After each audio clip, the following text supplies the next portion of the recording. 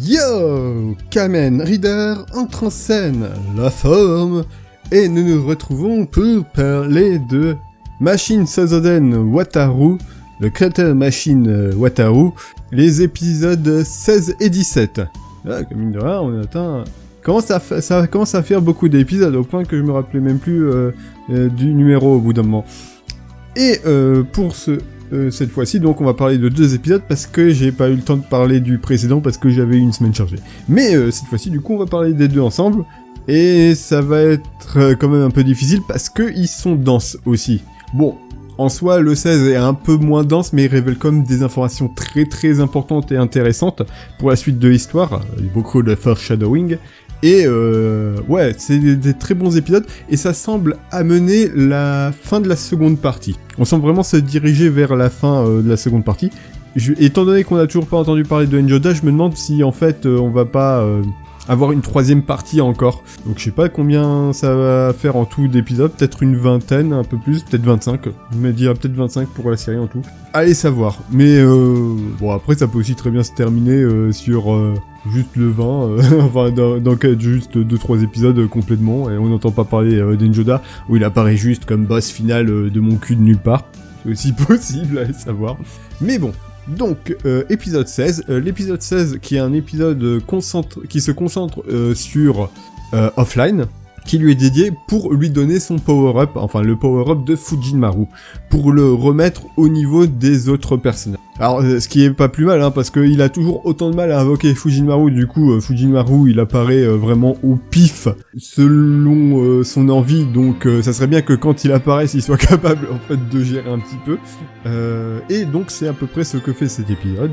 Et puis, c'est un très bon épisode, mais en même temps assez classique, mais qui met en avant les insécurités de Offline, un méchant qui essaie d'en tirer parti pour piéger nos héros. Offline dépasse ses insécurités et par son travail et son abnégation parvient à devenir une meilleure personne, et elle va donner le power-up de Fujimaru, qui est encore un power-up différent des autres personnages, hein, comme dit, Fujimaru a un super mode avec Ryomaro, Kakeru a complètement changé de machine, grosso modo, juste en incluant comme base Kirinmaru, mais de base c'est quand même une machine complètement différent. Et là, pour le coup, le machine ne semble pas changer de nom, c'est toujours Fujinmaru, c'est juste un équipement supplémentaire qui booste ses pouvoirs, qui semble être, donc en particulier venir de ses nouvelles armes, donc il y a une double lame qui peut s'attacher pour faire une sorte de longue hallebarde ou un truc dans le genre, de longue lame assez cool, qui peut balancer en boomerang. D'ailleurs, chose intéressante, c'est le fait que c'est basé sur ces cadenas qui ont été donc brisés, et c'est le fait qu'ils se sont littéralement mélangés à la sueur de Offline qui a permis à ensuite Maharo de les transformer en la nouvelle arme. L'idée est plutôt cool, hein, en vrai, c'est plutôt bien fait, c'est par la sueur de son front qu'il a atteint le power-up. En plus, il y a une petite morale assez intéressante, vu qu'à la base, Offline il disait « Non, mais c'est Fujinmaru qui doit s'entraîner, c'est lui qui est pas assez fort, c'est pas moi le problème ». Et puis après, il y a le fait « Non, mais il faut que tu t'entraînes ». Alors à la base, c'était dit pour le tromper par le méchant, mais après, mine de rien, c'est vraiment grâce aux efforts d'Offline faits correctement et à sa sueur que Fujinmaru est devenu plus fort. Donc Offline a accepté vraiment sa part de responsabilité, que c'est lui qui avait foiré et c'est lui qui devait s'améliorer. C'est plutôt cool l'idée. Et cet épisode est aussi extrêmement intéressant parce que ça semble à peu près nous révéler le lien qui unit Offline et Online. Donc Online, l'ennemi actuel, le gros méchant, qui apparaît encore dans les 2 épisodes, et à chaque fois tu te dis « Ah ouais, il est sérieux, il déconne zéro. » c'est bien, c'est un vrai méchant qui est présent, c'est une vraie menace tangible qui apparaît plusieurs fois. Donc bien comment il est géré. Et donc a priori, de presque ce compris, donc ils essaient de rester un peu faire encore un peu de mystère, et puis les héros ne pigent que dalle, et ils font beaucoup de gags autour du fait qu'ils ne pigent que dalle, ce qui est bien, en vrai, c'est plutôt joué sur rigole, mais l'idée ce qu'il révèle est très intéressante. Donc a priori, le lien qui unit Online et Offline, c'est le même qui unit dans Dragon Ball Dieu, donc Kami-sama, et Piccolo Daimao. Ou pour ceux qui ont fait Kingdom Hearts, c'est comme le lien qui unit Ventus et Vanitas.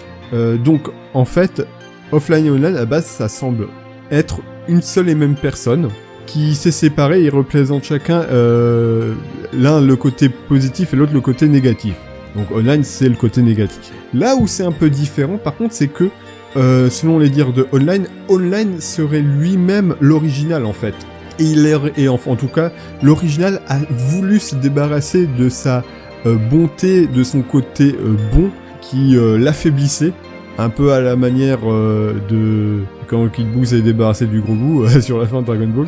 On revient toujours à Dragon Ball. Pour devenir plus fort, pour devenir un vrai guerrier. Et Offline après, il s'appelle Offline parce qu'il a été mis offline. Voilà, il a été viré, voilà, de la ligne. Alors je sais pas si ça veut dire que la version originale s'appelait juste Line ou Réseau, je sais pas.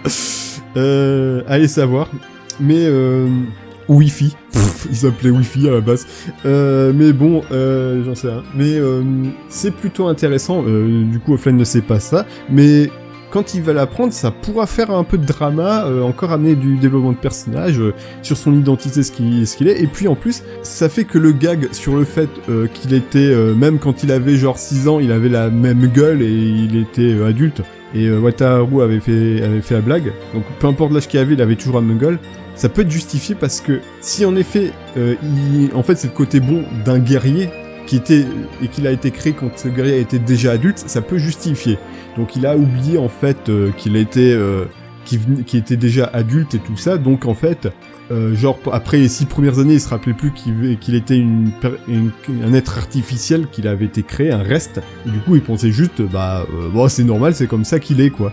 Donc ça peut être ça. Ou après c'est aussi possible qu'il ait encore les souvenirs en commun de quand ils étaient une seule et même personne.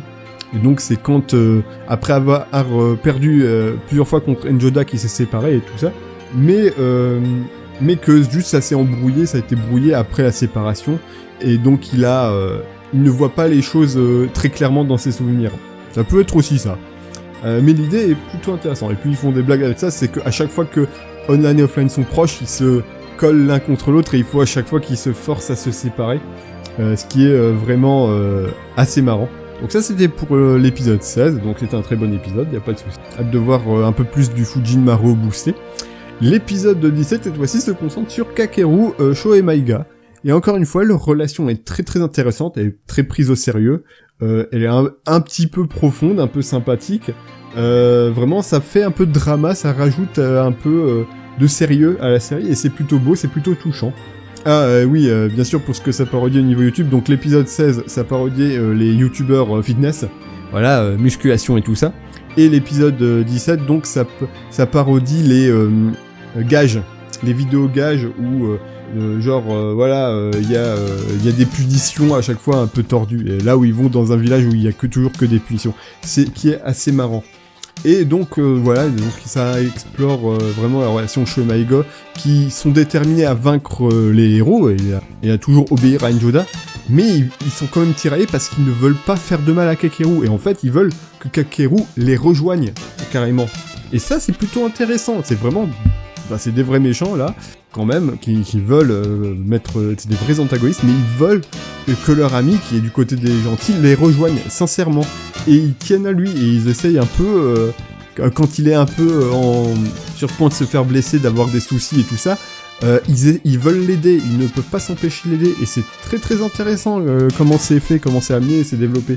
Donc il y a vraiment des vrais conflits, et puis ça aboutit sur le climax donc émotionnel qui est lors du combat, où c'est Kakeru qui se bat entre autres particulier contre Sho. Le combat de Wataru qui se bat contre Maiga, il passe un peu en second plan. Mais vraiment, il y a un bon combat un peu cool. Et puis, on voit aussi des nouveaux moves de Kakeru assez stylés qui montrent. Et puis, c'est vraiment...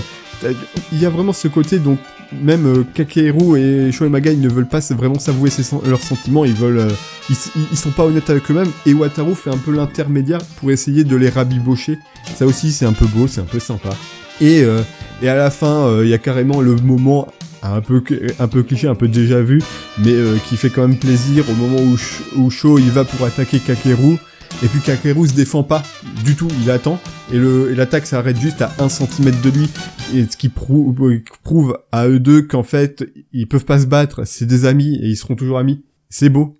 Et après, l'épisode termine sur un coup de tonnerre littéral, avec donc Online qui débarque, qui encore une fois se dit « Je suis le méchant, je suis l'antagoniste principal en tout cas de cette série, je suis là pour péter des mers. » Donc il fait un putain d'éclair qui fait s'écrouler des espèces de trucs qui sont de l'arène, quoi, de là où ils sont, qui manquent de fumer Maiga et Wataru. Et puis après, il balance un coup d'épée et il tranche le bras de Shaw. Comme ça au KLM. Le type est sérieux, il dit « Ouais, non, tu m'as déçu, t'es un traître, je vais te fumer. » Vraiment, un coup de théâtre, c'est excellent. On arrivait vraiment au moment où il semblait se rabibocher et tout ça, et là, t'as vraiment le méchant qui arrive pour briser les amis, vraiment les séparer pour de bon, c'est bien. Donc il apparaît vraiment, il est dangereux, il déconne zéro. Et donc on voit aussi, donc apparemment c'est un truc, bon il n'y a pas de sang quand il se fait trancher le bras, à la place c'est des blocs. A priori, d'après ce que dit l'épisode suivant, le trailer de l'épisode suivant, c'est lié au secret de la nature de Shubukai. Donc l'épisode suivant, on va apprendre plus du lore et de la nature du monde de Shubukai, ça va peut-être être un peu intéressant. L'épisode suivant, bon on sait que nos amis en réchappent, mais ils montrent moins Shaw et Maiga ce qui leur arrive, donc ça désamorce pas autant la tension que dans l'épisode où il y avait, on savait pas ce qui était arrivé à Kakeru et le trailer de l'épisode suivant disait qu'il allait bien en fait. Donc voilà. Mais oui, très bon épisode, et donc du coup on voit le machine de Online, qui est aussi un machine qui se bat avec 2 épées comme Fujinmaru, et qui est Raijinmaru. Hein, donc ça c'était attendu dans la mythologie japonaise, l'opposition entre les dieux Raijin, donc la foudre, et Fujin du vent, qui sont des rivaux éternels dans la mythologie, et ils ont toujours une opposition, le vent et la foudre. Hein, on peut le voir aussi dans Naruto avec Sasuke et tout ça. Naruto Sasuke. Donc la foudre et le vent, c'est souvent des rivaux, voilà, qui se battent. Et une chose aussi intéressante, c'est que Raijinmaru en fait n'a pas débuté dans Machine Sozoden Wataru, dans cet animé. Techniquement, ce machine est apparu pour la première fois dans le jeu Machine Wataru Gaiden, qui était sur Super Nintendo, donc qui se passait dans la vieille continuité. Où dans le jeu tu incarnais un personnage original, donc qui était toi, hein, c'était un peu la manière de Link dans Zelda, et tu pouvais obtenir divers machines pour te battre, donc tu pouvais obtenir des machines des alliés, donc tu pouvais te battre avec Senjumaru ou Ryujinmaru, mais aussi il y avait quelques machines qui étaient originaux, dont Raijinmaru, qui était je crois l'avant-dernier plus fort, juste avant Ryomaru, et je sais plus s'il y avait aussi Fujimaru. Peut-être qu'il y avait aussi Fujimaru, donc c'est vrai que ces 2 machines ont débuté donc dans un jeu vidéo et qu'elles ont été recanonisées d'une certaine façon et réutilisées pour cette série, c'est plutôt intéressant. Donc très très hâte de voir le prochain épisode qui promet de grosses révélations. A priori, déjà comment fonctionne le monde. Et ouais, comme dit avant, on semble avancer doucement vers le final. Alors, final d'une 2e partie qui va annoncer une 3e. J'espère, en vrai, parce que je pense qu'il y a encore des choses à dire, d'autres révélations à avoir. Et comme dit, ça serait quand même dommage que Endioda apparaisse juste en boss final de mon cul à tiroir, alors qu'il n'y a pas eu de build-up sur lui et qu'on s'est beaucoup plus concentré sur Online. À mon avis, il faudrait qu'il y ait une 3e partie, vraiment qui se concentre sur Endioda comme boss final. Mais bon, on va voir. Là, hâte de voir où est-ce que ça va aller, donc hâte de voir le prochain épisode, et donc on en parlera quand il sortira. C'était Kamen Rider, je quitte le stage. Tôt.